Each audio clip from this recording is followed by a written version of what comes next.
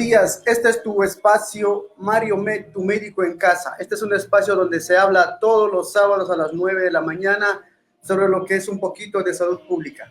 ¿Para qué nos sirve esto? Para orientar a las personas a que puedan ir a un centro médico especializado de acuerdo a la dolencia que ellos vayan a tener. Así que es muy importante para todos los que nos están viendo, todos los que están sintonizando como cada sábado a las 9 de la mañana, Mario Med, tu médico en casa. Hoy día tenemos un tema importante. Quiero que tomen en cuenta y quiero que también aprendan y si es necesario tomen apuntes, porque vamos a hablar sobre un tema muy común, lo que pasa especialmente a las mamás, a los tíos, a los papás, a los abuelos, a los amigos y también a nosotros mismos, ¿no? Entonces hoy día tenemos un tema súper interesante y para eso tenemos a nuestro especialista, como cada sábado tenemos el especialista quien nos va a guiar y nos va a orientar acerca de lo que puede pasar, ¿no? Siempre pasa incidentes, accidentes, urgencias, emergencias, en fin. Hoy día vamos a hablar sobre un tema muy específico, vamos a hablar otra vuelta con los niños. ¿Por qué vamos a hablar otra vuelta de la salud de los niños? Porque los niños son los que generalmente son los que tienen están más expuestos a lo que son las enfermedades, están más expuestos a lo que son las infecciones y más que todo a los accidentes, que eso se ocasiona de forma inesperada. Y es por eso que hoy día tenemos el tema traumatismo encefalocraneal en niños. Y para hablar de este tema, tenemos a un graduado de la universidad desde Cochabamba, Universidad Mayor de San Simón. Tenemos a nuestro especialista en terapia intensiva pediátrica. Vamos a dar la bienvenida. Estamos hablando del doctor Raúl Copana. Buen día, doctor. Bienvenido al programa Mario Med, tu médico en casa. Buenos días, Mario. Agradecerte la invitación para poder hablar con la población sobre este tema que es tan importante, que son los accidentes domiciliarios en pediatría, especialmente enfatizar respecto al traumatismo craneoencefálico. Exacto. Para que la gente vaya entendiendo un poco de lo que es el traumatismo encefalocraneal en niños, ¿nos puede dar un concepto general? Por supuesto. Comentarte a modo de introducción, antes de entrar en el tema, que en niños mayores de 5 años, el traumatismo en general, los traumatismos pediátricos, son la primera causa de consulta en emergencias. Todos los días en emergencias, sin excepción, vemos pacientes que han sufrido algún tipo de traumatismo. Los traumatismos más frecuentes, por orden de frecuencia, son los TEC, los traumas encefalocraneanos. En segundo lugar, las fracturas. En tercer lugar, las quemaduras. Definiendo cada uno de estos, el traumatismo craneoencefálico es cualquier lesión producida por un intercambio de energía que se manifiesta a través de sintomatología neurológica. Es decir, cualquier golpe que produzca alguna sintomatología neurológica. Los más frecuentes en el ámbito de pediatría, con un 60-70% en nuestro medio, son las caídas, seguidas de los accidentes de tránsito y seguidas de los golpes contra objetos que son, digamos, fijos. Respecto a los otros tipos de traumatismos, las fracturas y las quemaduras también son producidas principalmente por caídas, las fracturas, en segundo lugar por accidentes de tránsito. Y las quemaduras principalmente son dadas por accidentes domiciliarios y por agua. Tenemos en segundo lugar las quemaduras por fuego, pero las quemaduras por agua son más comunes. Y ahora que vivimos una época de pandemia en la que tenemos que estar en nuestras casas, los niños están más tiempo en las casas y tendemos a pensar que las casas son el lugar más seguro para los niños, cosa que no es del todo cierto, porque el 80% de los accidentes en general se dan en las casas. Hay algo muy importante que debemos saber, es que para las personas que están viendo el programa, yo sé que nosotros como estamos en el área salud, entendemos lo que es un TEC, lo que es un TEC leve, moderado, grave, un concepto general para que puedan entender qué es un TEC. para Por los niños. supuesto que sí, por supuesto. Un TEC o un trauma cráneoencefálico es Exacto. cualquier golpe que se haya ocasionado un niño y que se presente mediante una sintomatología. O sea, si un niño se golpea y tiene vómitos, es un TEC. Si un niño se golpea la cabeza y pierde el conocimiento, convulsiona, le presenta alguna otra sintomatología, es un TEC. ¿Cuáles son los síntomas de alarma para que una mamá diga, pucha, mi hijo está en peligro cuando tiene un golpe en la cabeza? ¿Qué tipo de sintomatología puede presentar el niño? Bien, ustedes saben que los niños tienen la cabeza flexible, además tienen una fontanela o dos fontanelas o tres fontanelas que van a compensar la presión dentro del cráneo. Es decir, los niños tienen un cráneo que está diseñado para golpearse, porque en la edad pediátrica es inevitable que los niños jueguen, corran, se caigan, y en realidad es bastante saludable y bastante sano que los niños experimenten todo ese tipo de situaciones, incluidas las caídas leves y los golpes leves, que es parte de su niñez. Todos recordamos que cuando éramos niños éramos traviesos y teníamos golpes, moretes, heridas, muchas de ellas sin importancia. Así que primero, pues recordar eso, ¿no? Los niños aprenden jugando. La única forma que tienen para aprender es a través del juego. Y lo que nosotros queremos es que nuestros pacientes tengan las mejores opciones para aprender. Así que alentarles que jueguen y que se diviertan. Sin embargo, en ciertas oportunidades, los juegos o las caídas pueden ser de riesgo. Consideramos nosotros una caída de riesgo o de altura importante cuando ésta supera 3 veces el tamaño del niño o cuando se da a una velocidad mayor de 40 kilómetros por hora. O sea que en general un parque, la casa suelen ser lugares bastante apropiados para que los niños jueguen. El problema se da cuando no les supervisamos y ellos pueden sufrir accidentes por caídas a mayor altura o a mayor velocidad si es que estamos hablando de accidentes de tránsito. En cualquiera de los casos, vamos a pensar que el niño tiene signos de alarma, lo que nosotros llamamos signos de alarma, cuando presente alguna de las siguientes características. La más importante, pérdida de conocimiento, pérdida de conciencia. Si un niño se cae e inmediatamente pierde el estado de conciencia, es decir, se desmaya, es un signo de alarma que debe hacer que lo llevemos rápidamente a un centro de salud. La presencia de vómitos. Si un niño se cae y presenta vómitos, especialmente si son más de 3 veces, estamos ante un paciente que podría ser delicado o grave. El caso de la pérdida de la memoria o la amnesia. Si un niño después de sufrir una contusión o un golpe pierde la memoria, también se recomienda acudir al médico, a pesar de que se encuentre bastante estable después. El dolor de cabeza. Si el niño después de un golpe presenta dolor de cabeza que va aumentando en su intensidad, también se debe acudir. Y si el niño no habla, si es un niño menor de 2 años, la irritabilidad, es decir, que el niño presente llanto y no se consuele, eso también se considera un signo de alarma. Otros también importantes son la presencia de depresiones a nivel del cráneo, hundimientos o depresiones, la presencia de salida de sangre o líquido por la nariz o por los oídos y también, no menos importante, la presencia de equimosis o moretes en la región de los ojos, que nosotros denominamos palpebral, o en la región mastoidea, que es por detrás del pabellón auricular. Ahí Todos estaríamos estos hablando de casos, que es una fractura de cráneo, ¿no? Los signos que me está comentando. sí, esos son los signos que en general se consideran signos de alarma. Entonces, si usted evidencia cualquiera de estos, el golpe del niño ha sido de consideración y usted debe acudir inmediatamente a un centro médico.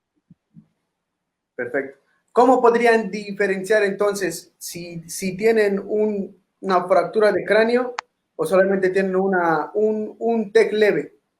Para que las mamás que nos están mirando sepan diferenciar eso. Es bastante difícil diferenciarlo de forma clínica.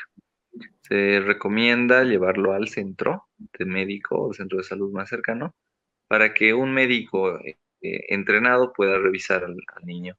Este médico buscará datos sugerentes de una fractura. Los más importantes son deformidades en el cráneo y pérdida de líquido cefalorraquídeo, ya sea por la nariz, por los oídos, por la boca o a través de la piel. Esto se confirma con una tomografía posteriormente. Es difícil diferenciar en la casa, así que recomendamos siempre acudir a un centro médico cuando tengan estos signos de alarma. En caso de que las personas solamente tengan poca situación económica, ¿un rayos X ayuda de gran forma? La radiografía simple de cráneo tiene muy baja sensibilidad y muy baja especificidad para el diagnóstico de fracturas, así que suele estar alrededor del 7% la sensibilidad, o sea que hay un gran número de pacientes que pueden irse con su fractura y no ser detectadas en las radiografías. Sin embargo, en casos de duda y no de disponer de otros recursos, puede ser utilizada para el descarte de las fracturas, teniendo en cuenta su baja sensibilidad y especificidad. Y pues el mejor método de estudio de un trauma craneoencefálico es una tomografía simple de cráneo.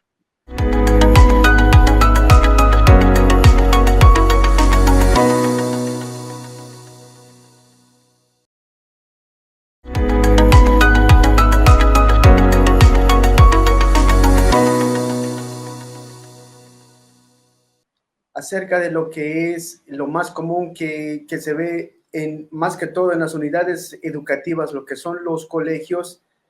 ¿Qué se puede hacer cuando un niño tiene un chinchón con un hematoma acá o en cualquier lugar de la cabeza? ¿No? ¿Cuál sería lo recomendable, el tratamiento oportuno que se debería realizar?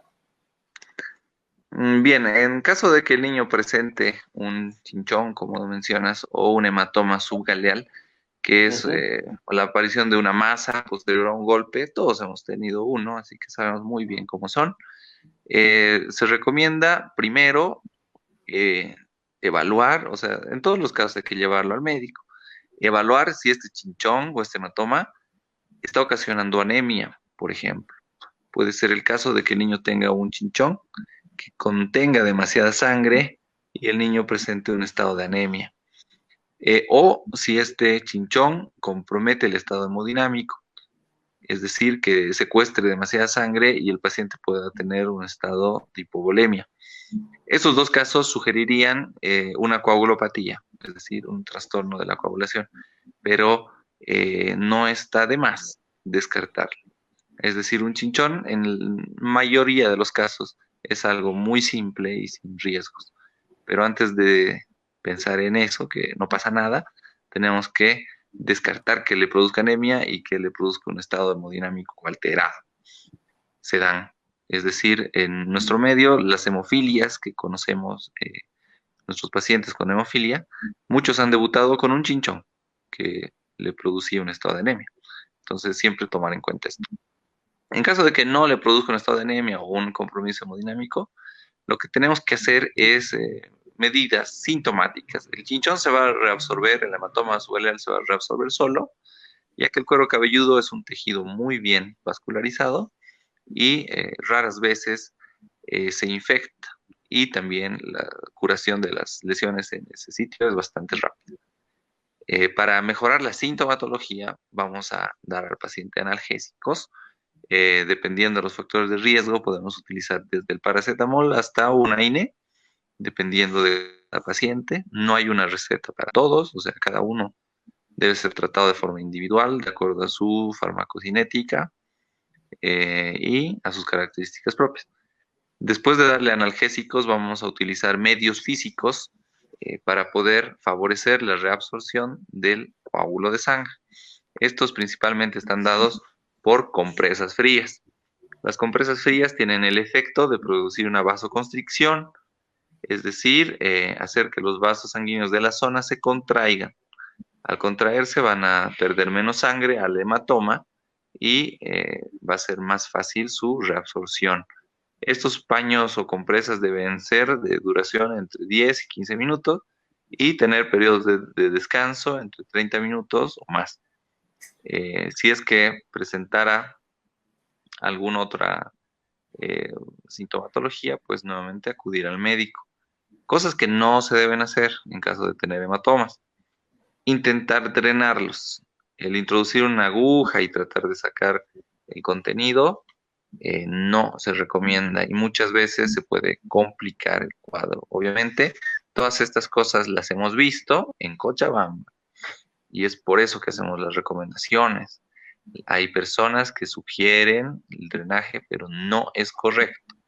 Puede producirse complicaciones adicionales, como hemos visto en nuestra práctica, como hematomas subdurales, abscesos, etcétera, y complicar un cuadro que es súper sencillo, que son los hematomas subgaleales. Entonces, cuando una persona presenta los chinchones de demasiada intensidad, lo mejor sería compresas frías y analgésicos para ayudar a que se controle la inflamación. No es recomendable Correcto.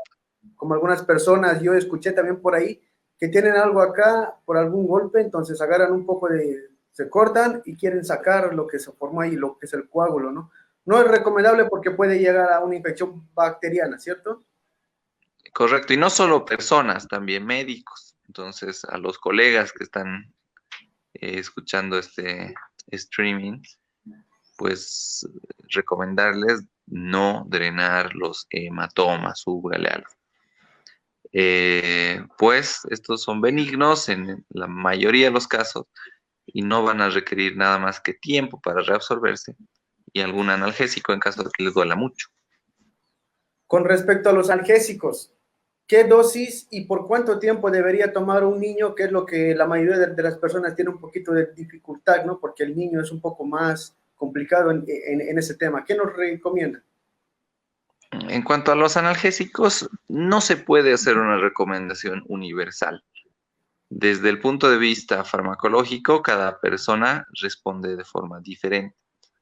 Por ejemplo, algunos podrán ni siquiera llorar con un hematoma, otros niños podrán tener demasiado dolor con un hematoma muy pequeño. Así que el tratamiento con analgésicos es individualizado. Si el niño está con su chinchón y no le duele, no necesita ningún medicamento.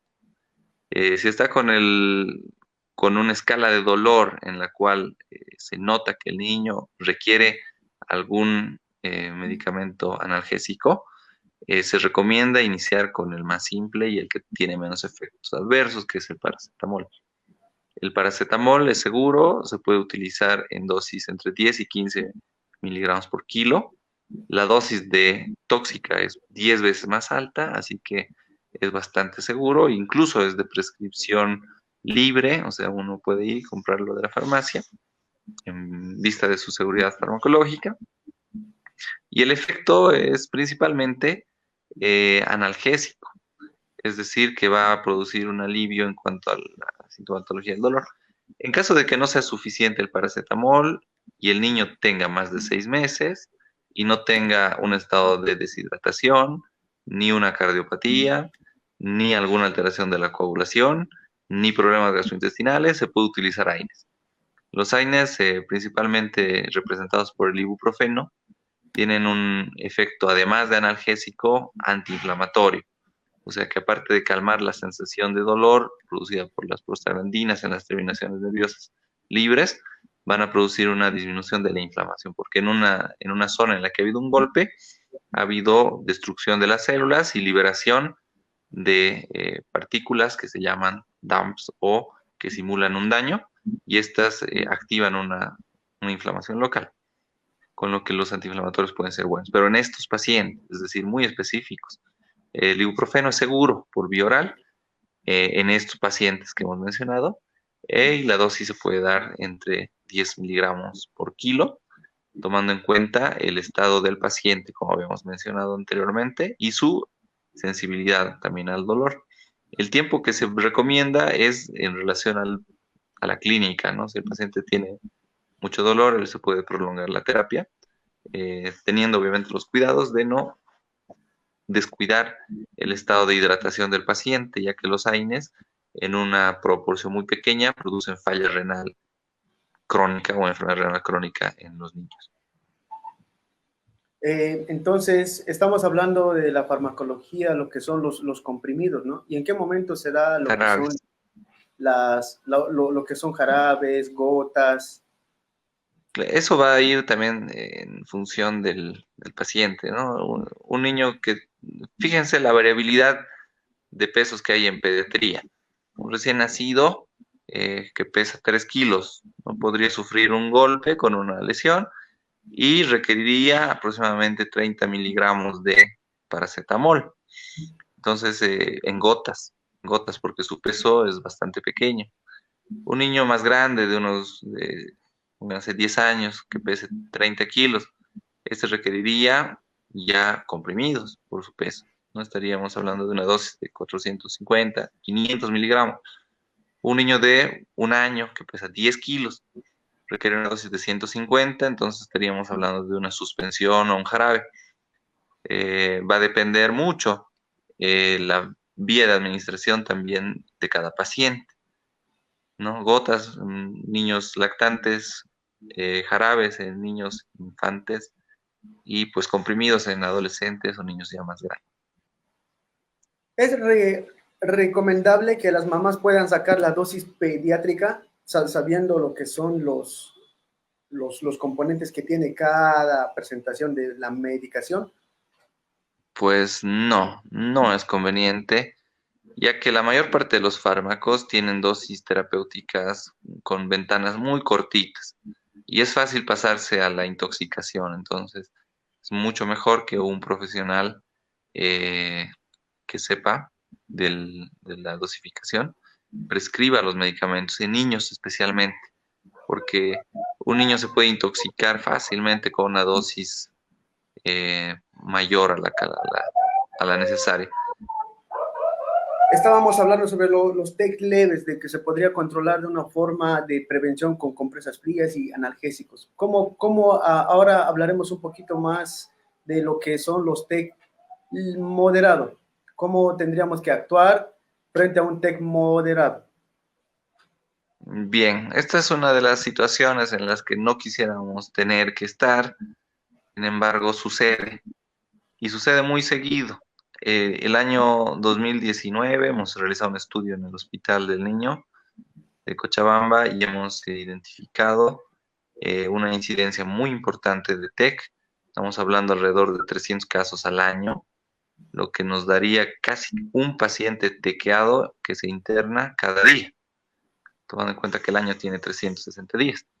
Uh-huh. La mortalidad del TEC es del 1%, o sea que en Cochabamba pues mueren en el hospital por lo menos alrededor de 3 pacientes por un TEC, causa directa de fallecimiento TEC. Y eso, si bien es muy grave, oculta algo por detrás. El TEC es la primera causa de discapacidad en niños mayores de 5 años y es la tercera causa de discapacidad neurológica general. O sea que después de la asfixia neonatal y temas relacionados a epilepsia, convulsiones, es la tercera causa más frecuente de discapacidad. O sea que no estamos hablando solamente de que se puede morir el niño, sino también de que puede quedar con discapacidades permanentes. Así que es muy importante saber actuar cuando el TEC es moderado o grave. ¿Qué se debe hacer en la casa cuando vemos que un niño ha sufrido un accidente y presenta un deterioro de la conciencia? Eh, vamos a una pequeña introducción acerca de qué es grave, qué es moderado y qué no. Se basa en el estado de conciencia. Nosotros utilizamos una escala que se llama la escala de Glasgow para clasificarla en la cual vamos a ver que los TEC leves son niños que pueden tener un montón de síntomas, pero están conscientes. Te escuchan, te miran, te responden. Un niño que no te responde de forma verbal, es decir, que no llora apropiadamente cuando tú le produces un estímulo, o que no abre los ojos de forma espontánea, o que no está consciente, se considera un TEC moderado a grave, en términos sencillos, para no complicarnos. Este grupo de pacientes tiene una alta probabilidad, estamos hablando de más del 10% de probabilidad, de tener una lesión intracerebral. Y ustedes saben que el cerebro no se regenera, y si tenemos una lesión, esta va a ser permanente. En muchos de estos pacientes, alrededor del 1 hasta el 4%, va a requerir un tratamiento quirúrgico inmediato. Es decir, estamos ante un contexto y un tema bastante delicado. Un niño que ha sufrido un traumatismo y tiene alterada la conciencia es un niño muy delicado y muy grave. La medida de soporte básico inicial consiste en mantener la ventilación. Un niño que ha sufrido un traumatismo va a olvidarse de respirar. El hecho de que no respire va a mandar menos oxígeno al cerebro y va a hacer que la lesión se amplíe. Así que el primer paso y uno de los más importantes es asegurar una adecuada ventilación. Tenemos que verificar que el niño respire y ventile adecuadamente. De no tener ventilación, tenemos que asistirle con ventilación en un contexto prehospitalario, y en un contexto hospitalario tenemos que asegurar la vía aérea utilizando los dispositivos con los cuales contamos en los hospitales para una adecuada ventilación. El segundo paso, también importante, es asegurar una adecuada perfusión. Es decir, tenemos que fijarnos que el niño no pierda sangre por algún lado y que su corazón esté latiendo. De no ser así, pues iniciar la reanimación prehospitalaria. Y en un contexto hospitalario tenemos que utilizar todas las medidas para mantener una adecuada volemia y una adecuada perfusión cerebral. Todo esto con el objetivo de que la zona de lesión cerebral no se amplíe y las secuelas sean mínimas o ninguna. Es decir, transporte inmediato al centro de salud en un contexto prehospitalario, ¿Cuánto tiempo asegurar una tenemos ventilación. de tiempo para transportar al niño y no llegue a tener secuelas? ¿Cuánto es el tiempo que tenemos? Se denomina hora de oro, ¿no? Justamente porque a partir de los 60 minutos, las lesiones secundarias que aparecen suelen ser irreversibles, tanto en este tipo de lesiones como en los ACVs, como en los infartos y en las sepsis severas. Se considera que una hora es el tiempo mínimo en el cual se debe asegurar. O sea que tenemos que hacer las cosas bastante rápido, aunque no crean, el tiempo pasa rápido en estas situaciones. Cuando seguramente les ha tocado auxiliar a una persona, han demorado los primeros 10 minutos en saber qué hacer, dónde llevar y cómo transportar. Y pues el tiempo pasa bastante rápido. Sin embargo, no se debe demorar la llegada a un hospital. ¿Dónde acudir? ¿A qué hospital acudir?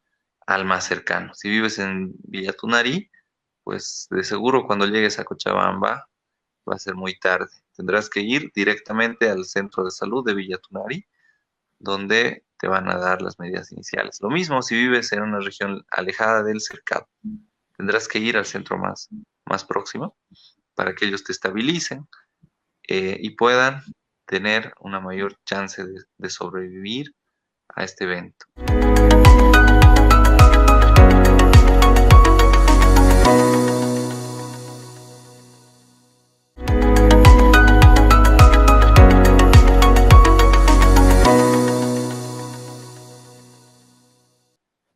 ¿El tratamiento para estabilizar al niño en caso de que tenga un TEC es el mismo o varía, depende al centro en donde uno va? Es el mismo, ¿no? Las medidas generales para un traumatismo son las mismas. Nosotros utilizamos un memo técnico que es ABCD, en el cual A es mantener la vía aérea y estabilizar la columna, B, mantener una buena ventilación y garantizar una oxigenación adecuada, C, mantener una una circulación y una perfusión buena, D, prevenir el deterioro neurológico, y E, exponer al paciente y verificar que no tenga otras lesiones.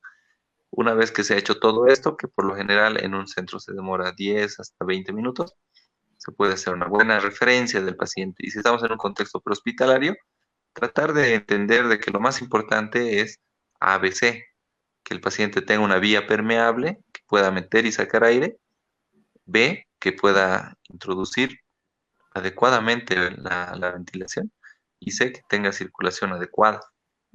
Entonces, en términos sencillos, ABC para contextos hospitalarios, ABCD en contextos hospitalarios, para que el paciente tenga más chance de sobrevivir. Puede ser que el niño tenga un TEC, eso sucede, ¿no? Los niños no hablan cuando tienen menos de 2 años.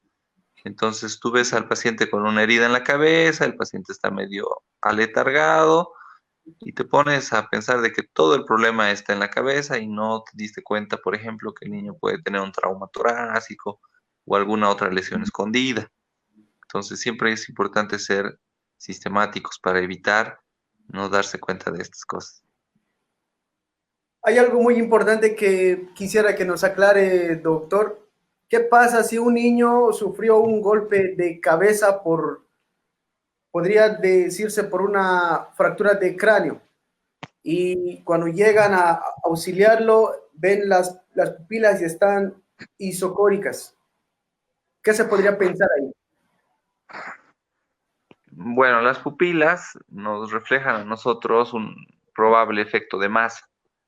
Si las pupilas están, por ejemplo, anisocóricas desiguales, quiere Ujú. decir que el paciente tiene un efecto de masa en uno de los lados, especialmente en el lado que está midriático o grande.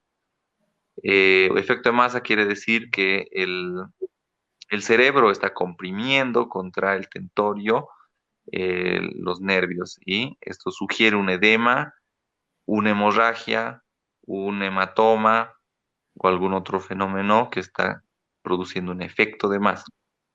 Si la alteración pupilar es en los dos lados, es muy grave porque el efecto de masa estaría produciendo una herniación del cerebro, es decir, el cerebro estaría enclavándose contra el agujero magno, lo que produciría compresión también de la vascularización y probablemente el fallecimiento pronto del paciente.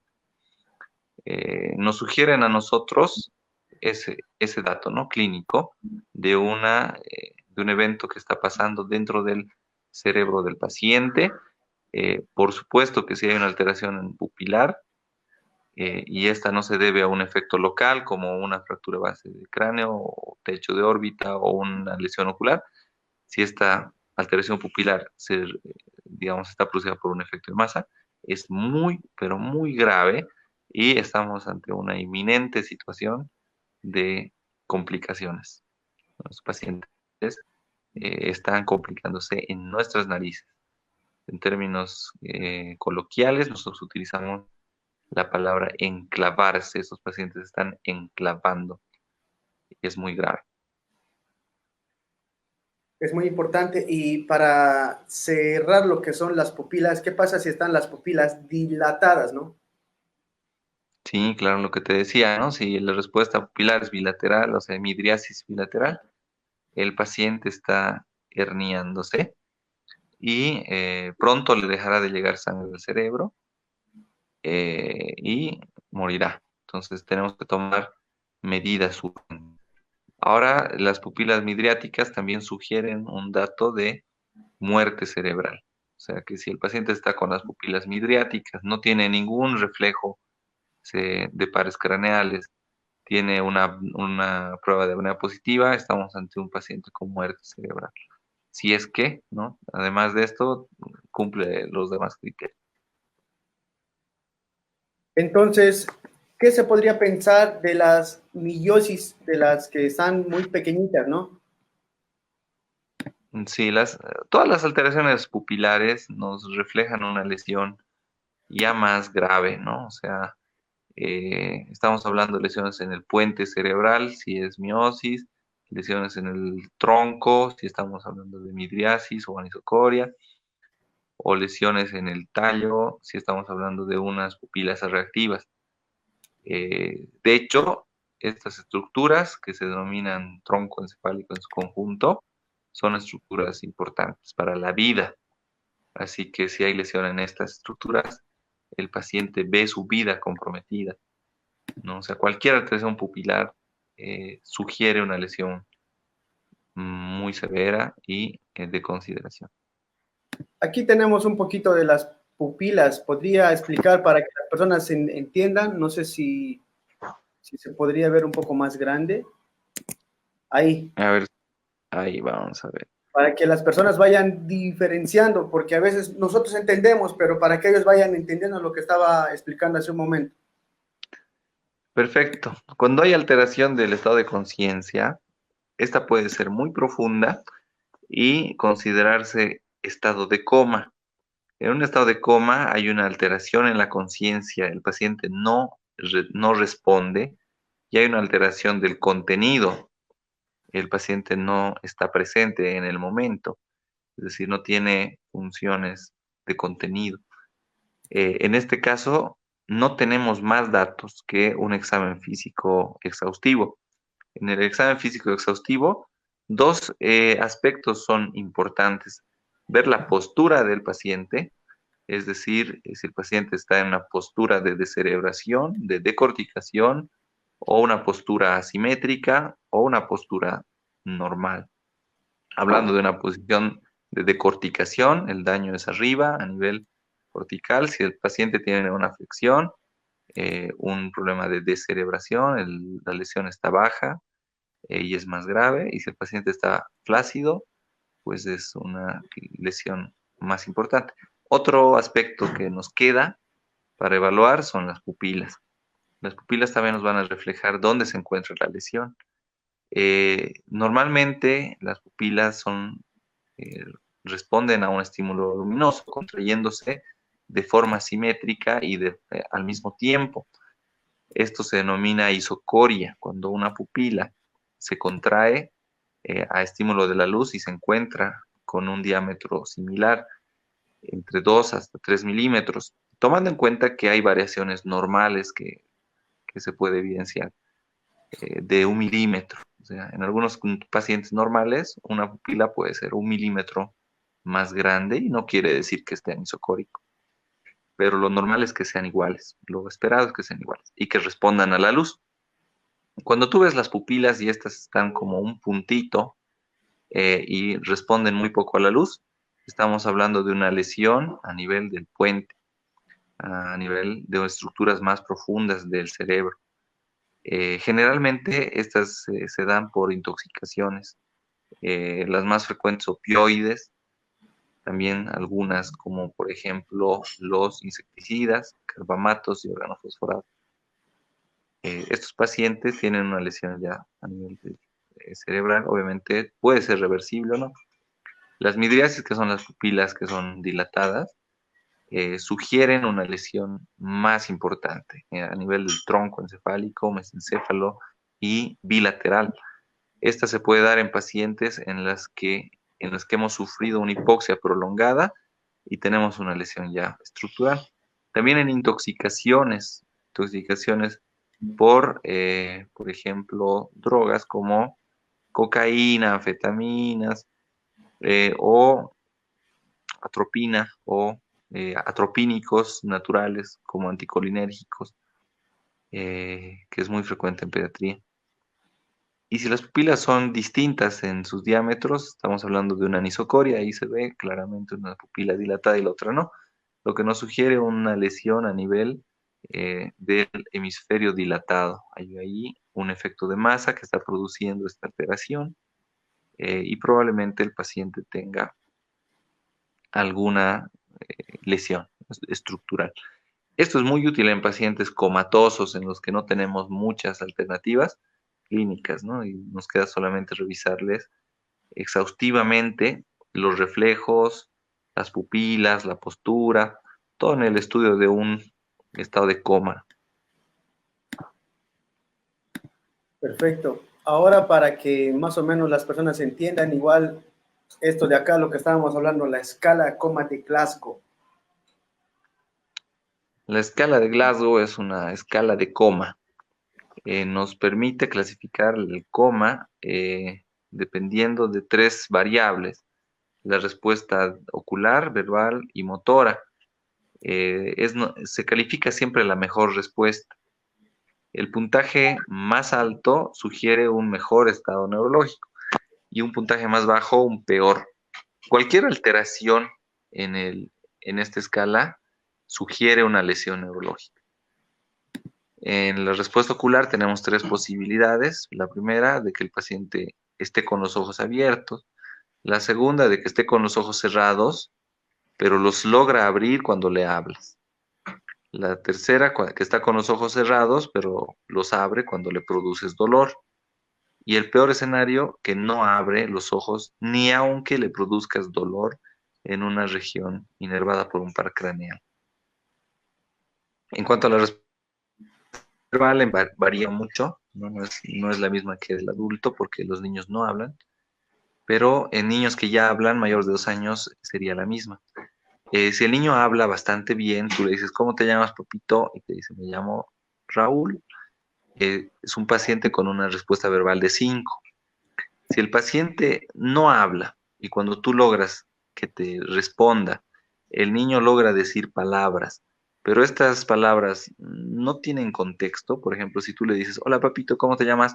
Y el niño te dice, ¿dónde está mi gato? ¿O quién es ese perro? ¿O ese es una víbora? Es decir, está confuso, le vas a poner una puntuación de 4. Si el niño no habla de forma espontánea y cuando tú le preguntas con insistencia algo, el niño logra decir palabras que tú entiendes, pero no tienen ningún lugar en el sitio contexto, es 3, ¿no? Por ejemplo, tú le dices, papá, papito, ¿cómo te llamas? No responde. Tú agarras y le estimulas con más fuerza y le dices, a ver, ¿cómo se llama tu mamá? Y el niño dice caca, dice pis, dice alguna palabra, pero no en contexto. Una palabra inapropiada, 3. Si el niño no habla y cuando tú le estimulas, lo único que logra hacer es un ruido, que no es una palabra, sino es un ruido, es un quejido, cualquier sonido, pones 2. Y si el niño no hace ningún sonido a la estimulación dolorosa, el puntaje es de 1. En cuanto a lo motor, pues si el niño se está moviendo con ambas extremidades o está caminando, su puntaje es de 6, ¿no? Está bien, no tiene déficit motor. Si el niño no se mueve espontáneamente, pero cuando tú le estimulas, tú le dices, movete, y no se mueve. A ver, tócate tu nariz, no se toca la nariz. Pero tú agarras y le produces un estímulo doloroso, el niño agarra y localiza el dolor, es 5. Si el niño no logra localizar el dolor, pero se retira, le produces dolor en el hombro y el niño mueve todo el hombro, 4. Si el niño está con una flexión, no se mueve cuando tú se lo pides, no se mueve cuando tú le estimulas, pero está en una flexión constante y anormal, el puntaje es de 3. El niño tiene una decorticación. Y si tiene una extensión, estamos hablando de una descerebración, puntaje de 2. Y si el niño no se mueve de ninguna naturaleza, pues puntaje de 1. Ahí tenemos la evaluación de Glasgow, en la que consideramos que el TEC es grave cuando está por 8 o menos y que es leve cuando está 14 o más.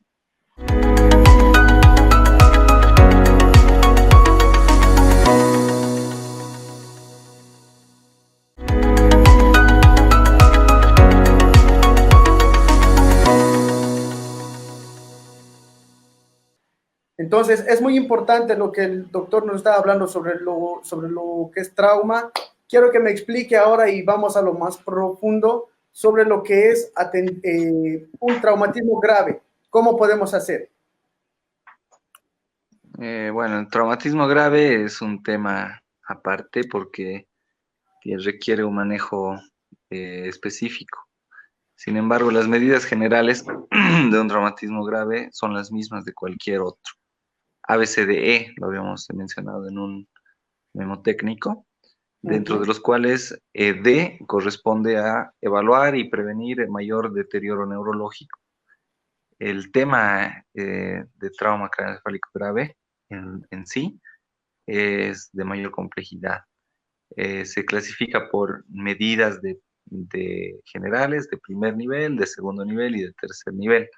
Las medidas generales, les voy a pasar rápido, son mantener la cabeza elevada del paciente, prevenir la hipovolemia, mantenerlo normovolémico, prevenir la hipertermia, es decir, que no tenga por ningún motivo fiebre, asegurar la vía aérea, es decir, intubarlo en un té grave, intubarlo pronto, y mantener una ventilación normal con una normocarbia y una normoxemia.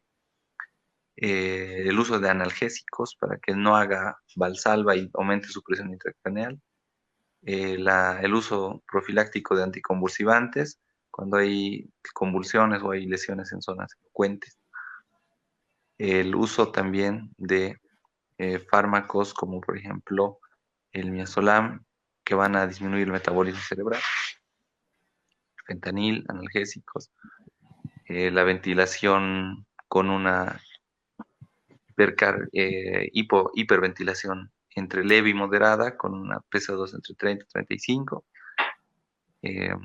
Las medidas de segundo nivel, estaríamos hablando del uso del coma barbitúrico, la craneotomía descompresiva.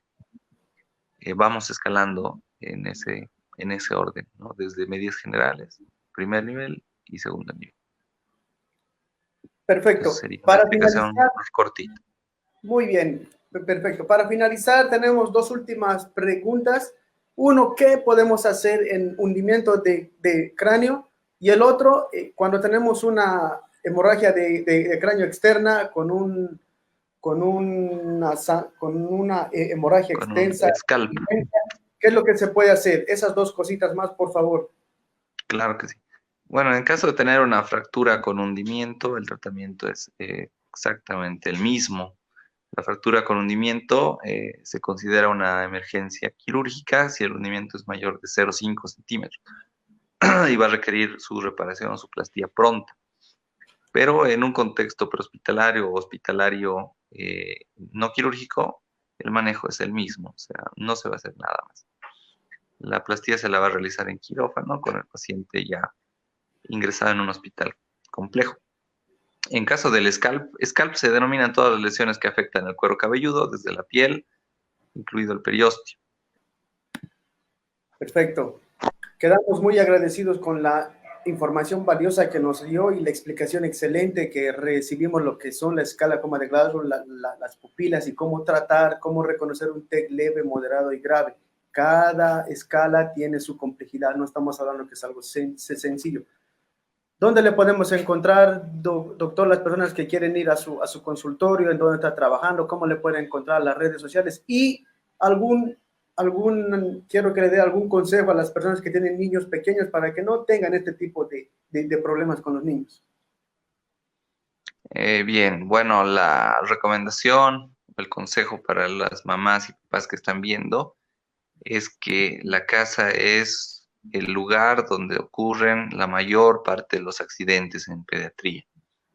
Si bien es un lugar seguro para nosotros, suele ser un lugar riesgoso para nuestros hijos. Así que tenemos que tener todo el tiempo supervisión con niños menores. Nosotros no hemos, como especie, no hemos aparecido viviendo en edificios y de pronto vivimos en edificios. Entonces es esperable que los niños sufran caídas si no los vigilamos bien. Esa es una recomendación importante y también sugerirles de que ante la menor duda con sus hijos acudan a un médico. Los niños son muy frágiles y requieren de atención especializada. Bueno, a modo de despedirme, también quiero agradecer al personal del Hospital del Niño Manuel Asensio Villarroel de Cochabamba por su desprendida labor a favor de los niños. Nosotros somos el único centro de referencia en Cochabamba y nos toca resolver esta clase de patología. a todo el personal que ha podido ver la explicación, agradecerles el interés. Asimismo, a todas las personas que han seguido el programa el día de hoy, agradecerles por la atención. Estoy presto a cualquier consulta mediante las redes sociales que están adjuntas al video. Muchas gracias, Mario, por la invitación y un saludo a todos. Muchas gracias a usted, doctor. Bendiciones. Estamos en contacto para cualquier otra entrevista. Que le vaya bien, doctor. Gracias. Hasta luego. Esto ha sido Mario Met, tu médico en casa. Es muy importante. Ya el doctor nos explicó cómo podemos tener cuidado para que nuestros niños no lleguen a sufrir lo que es un TEC, ya sea leve, moderado y grave. Lo más importante es la prevención. Este espacio lo hacen ustedes, es para ustedes, para que todos tengan un poquito de información sobre lo que es la salud pública y lo más importante es la prevención.